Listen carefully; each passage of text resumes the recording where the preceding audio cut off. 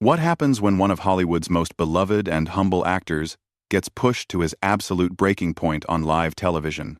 What we witnessed on the Drew Barrymore show was nothing short of explosive, and by the end of this video, you'll understand exactly why Keanu Reeves walked off that stage and why he might never return to daytime television again. Make sure to subscribe and drop a comment below, because this story gets more intense with every passing minute.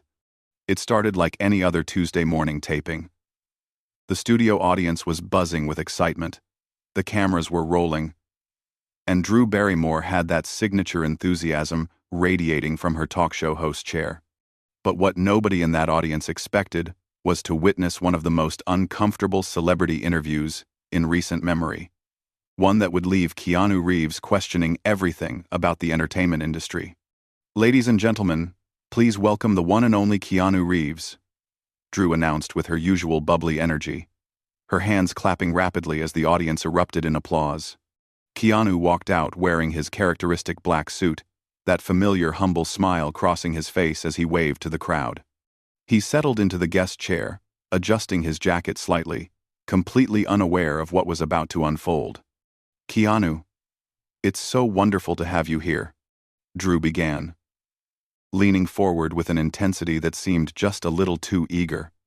"I have to say, I've been dying to ask you some questions that I think our audience is really curious about. Thank you for having me, Drew." "I'm happy to be here," Keanu replied, his voice carrying that calm, measured tone that fans have come to love. There was something genuine about the way he spoke. No pretense, no Hollywood artifice. "So let's dive right in," Drew continued, her smile widening in a way that didn't quite reach her eyes. "I've been reading about your personal life, and I have to ask, don't you think it's kind of strange that someone your age is still single? I mean, most successful men your age have settled down by now." The question hung in the air like a toxic cloud. Keanu's expression shifted slightly, the warmth in his eyes dimming just a fraction. "Well, I think everyone's journey is different, Drew. I don't really see my relationship status as something that defines my worth or my success." "But come on," Drew pressed, her voice taking on a sharper edge disguised as playful banter. "You're Keanu Reeves. You could have anyone you want. Are you holding out for someone impossibly perfect? Or are there maybe some issues we don't know about?" The audience shifted uncomfortably in their seats. This wasn't the light-hearted celebrity chat they had expected. Keanu's jaw tightened almost imperceptibly, but his voice remained steady. "I think that's a pretty personal question, and I'm not sure it's really relevant to why I'm here today. I thought we were going to talk about my upcoming film." "Oh, we'll get to that," Drew waved dismissively, clearly enjoying the discomfort she was creating. "But our viewers want to know the real Keanu. They want to understand why someone who seems so perfect on the surface can't maintain a long-term relationship. Is it commitment issues? Are you afraid of intimacy?" "Drew, I really don't think this is appropriate," Keanu said, his voice still calm but with a firmness that anyone paying attention would have recognized as a warning. "My personal relationships aren't entertainment for your audience."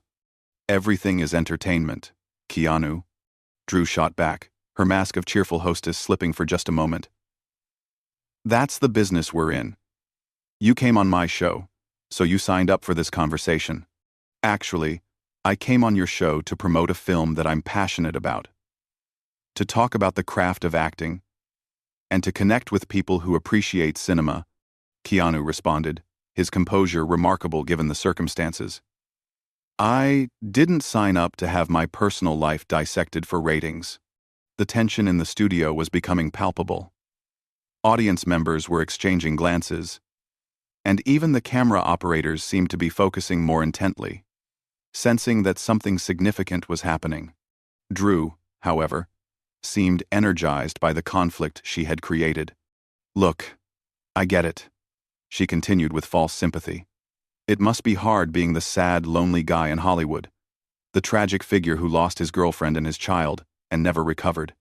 I mean, that's the narrative everyone talks about, right?" The words hit Keanu like physical blows.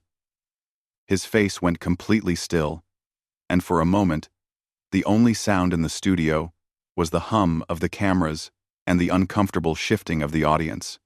When he finally spoke, his voice was quiet but carried a weight that made everyone in the room pay attention. "That's enough," he said simply. "What do you mean that's enough?" Drew laughed, but there was something forced about it now. "We're just having a conversation here. This is what talk shows are for."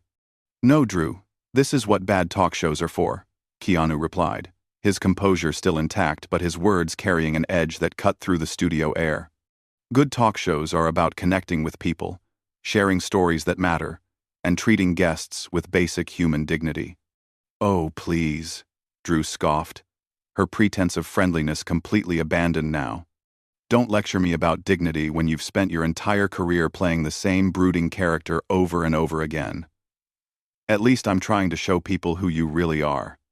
"You have no idea who I really am," Keanu said, standing up from his chair slowly. The movement was deliberate, controlled, but there was something about it that made the entire studio hold its breath. "And frankly, after this conversation, I'm not sure you have any idea who you really are either." The audience was dead silent now, watching this surreal moment unfold. Drew's face flushed red, whether from embarrassment or anger. It was impossible to tell. "Excuse me?" she said, her voice rising slightly. "I know exactly who I am. I'm someone who asks the questions that matter, who doesn't let celebrities hide behind their publicists and their carefully crafted images.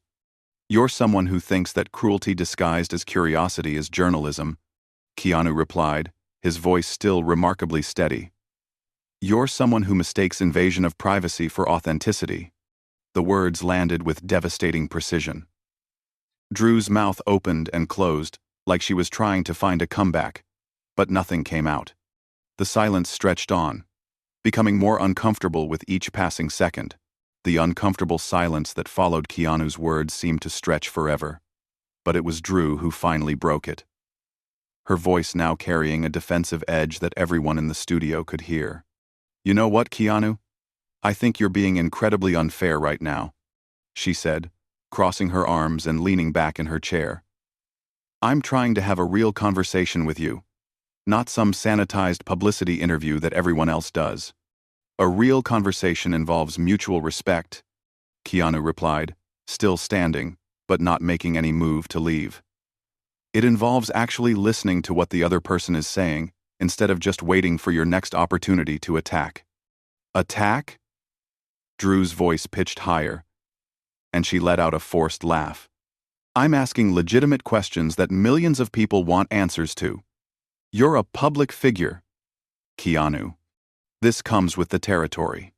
Being a public figure doesn't mean surrendering your humanity," Keanu said, his voice carrying a sadness that made several audience members shift uncomfortably. "It doesn't mean that every painful moment of your life becomes fodder for someone else's entertainment." Drew's expression hardened. "Oh. So now I'm supposed to feel sorry for you? The millionaire movie star who gets paid ridiculous amounts of money to pretend to be other people? Please. This isn't about money, Drew. It's about basic decency," Keanu responded, his patience clearly wearing thin despite his outward composure.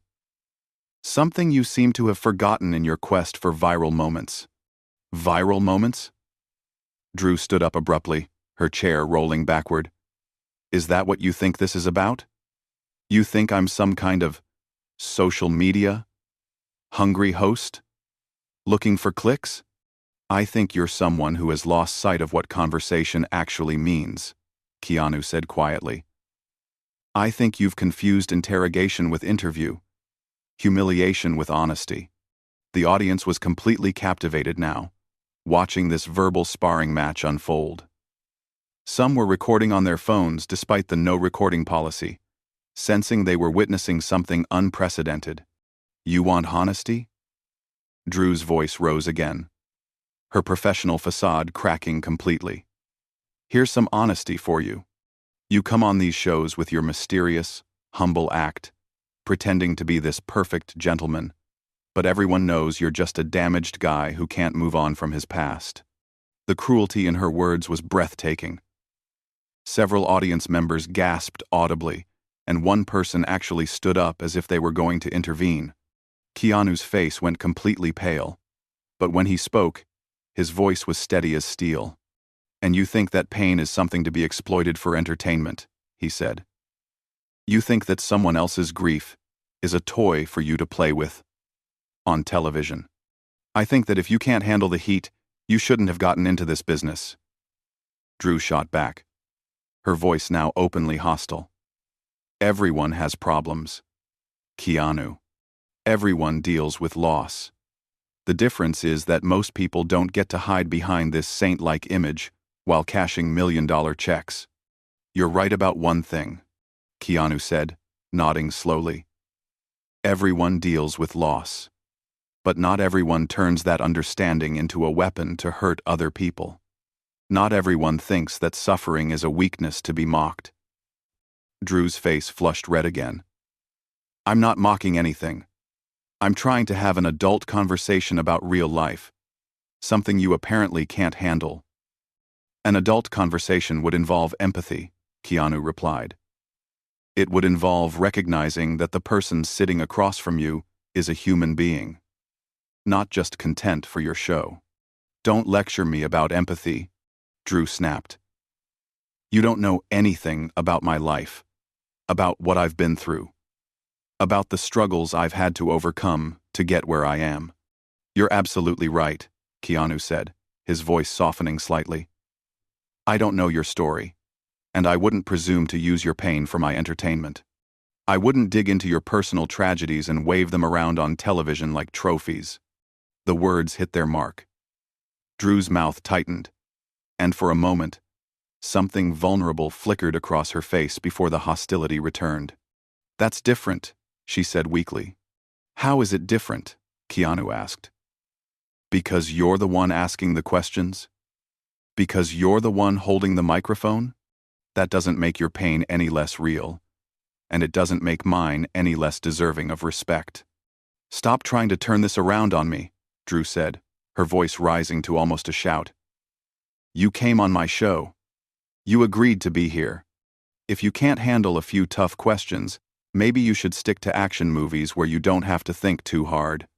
The insult was petty and desperate, and everyone in the studio could feel it. Keanu stood there for a moment, looking at Drew with something that might have been pity. "You know what's really sad about this whole situation?" he said finally.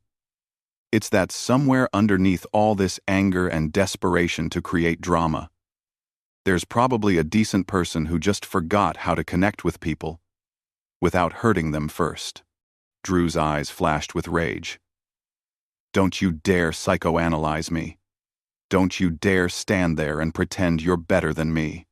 "I'm not pretending anything," Keanu said. "I'm just sad that this is what television has become. I'm sad that kindness is seen as weakness, and that cruelty is mistaken for strength." "Oh, spare me the philosophical nonsense," Drew said dismissively. "This is the real world, Keanu. This is how things actually work. If you can't handle reality, maybe you should go back to your fantasy movie sets. The reality is that there are still people in this world who believe in treating each other with dignity," Keanu replied. "The reality is that some of us still think conversation should be about understanding, not conquest." "Understanding doesn't get ratings," Drew said bluntly, and the honesty of the statement seemed to surprise even her. "And there it is," Keanu said quietly. "That's the truth you've been dancing around this whole time. None of this is about understanding me or giving your audience insight into who I am. It's about creating a spectacle at my expense." The admission hung in the air between them like a confession. Drew's admission about ratings hung in the studio air like toxic smoke, and for a moment, she seemed to realize what she had just revealed. Her face went through a series of expressions, from shock at her own words to anger at being cornered into honesty. "That's not what I meant," she said quickly, trying to backtrack. "I meant that people want authentic conversations, real moments, not the fake stuff that most celebrities try to sell." "No," Keanu said firmly, and there was something in his tone that made everyone in the studio pay attention. You meant exactly what you said. You just admitted that exploiting people's pain for ratings is more important to you than treating them like human beings. Drew's composure was completely shattered now. You're twisting my words. You're making me sound like some kind of monster when all I'm trying to do is my job. Your job is to interview people, not to traumatize them, Keanu replied. Your job is to facilitate conversation, not to create cruelty for content. Stop acting like I'm torturing you, Drew said, her voice becoming shrill. These are just questions. If you can't handle a few personal questions, maybe you're not as mentally stable as everyone thinks you are. The cruelty of the statement was breathtaking. Several audience members gasped, and one woman actually stood up and started walking toward the exit. The suggestion that asking invasive questions about someone's deepest traumas was somehow a test of their mental stability was so fundamentally wrong that it seemed to break something in the room. Keanu stood perfectly still for a long moment, and when he spoke, his voice was quieter than it had been all day. But it carried more weight than anything else he had said. There it is, he said. The real Drew Barrymore. Someone who thinks that questioning a person's mental stability is an appropriate response to being called out for cruel behavior. I didn't mean it like that, Drew said quickly, but her voice lacked conviction. Yes, you did, Keanu said simply. And you know what the really tragic part is? You probably don't even realize how far you've fallen from who you used to be.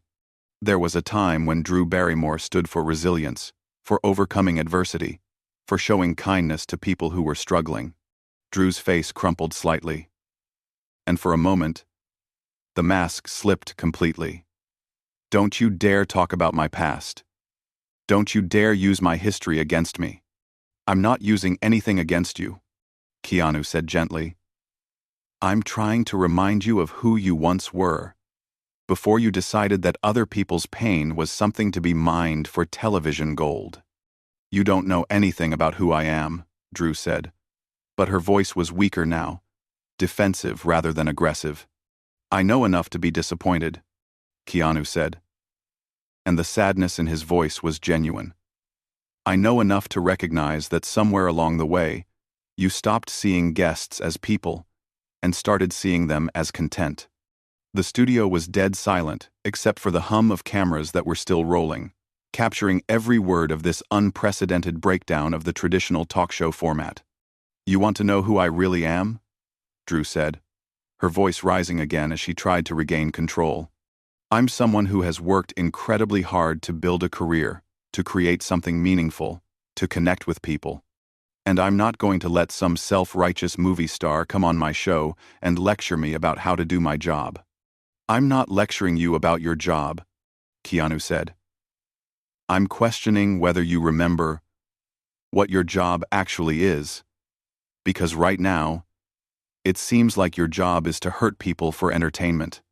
My job is to ask the questions that matter, Drew shot back. No, Keanu said firmly. Your job is to create a space where people feel safe enough to share what they want to share. Your job is to facilitate genuine connection, not to force people to relive their worst moments for your audience's amusement. Drew was visibly struggling now, caught between doubling down on her aggressive approach and recognizing the truth in what Keanu was saying.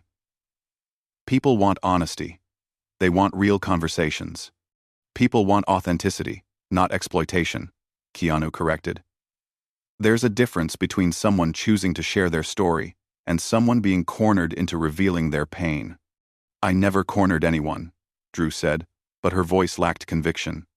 You cornered me from the moment I sat down, Keanu said quietly. You decided before this interview even started that my personal trauma was going to be your entertainment for the day. Quote.